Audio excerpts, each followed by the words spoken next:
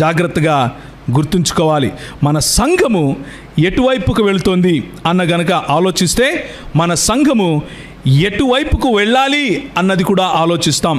ఎటువైపుకు వెళ్ళాలి అని ఆలోచిస్తే నేను ఏమై ఉన్నాను క్రీస్తులో అన్నది గుర్తు చేసుకుంటావు. నువ్వు వాక్యంలో గనక బలపడితే క్రీస్తులో నా పరిస్థితి ఏమిటి, క్రీస్తులో నా గుర్తింపు ఏమిటి అన్న విషయం గుర్తు చేసుకుంటావు. జాగ్రత్తగా నిన్ను నువ్వు కాపాడుకుంటావు.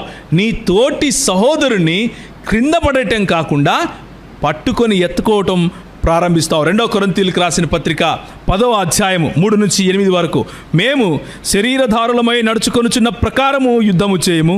మా యుద్ధోపకరణములు శరీర సంబంధమైనవి కావు గాని దేవుని ఎదుట దుర్గములను పడద్రోయజాలినంత బలము కలవై ఉన్నవి.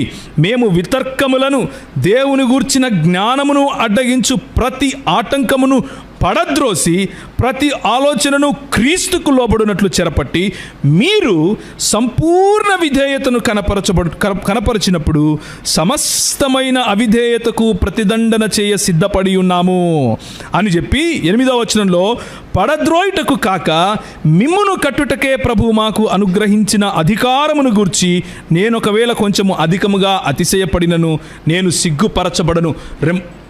తర్వాత వచ్చే పాయింట్ ఏంటంటే, నువ్వు ఎవరై ఉన్నావు క్రీస్తులో అన్నది తెలుసుకుంటే నీకు క్రీస్తులో ఉన్న అధికారం ఏమిటో తెలుస్తుంది.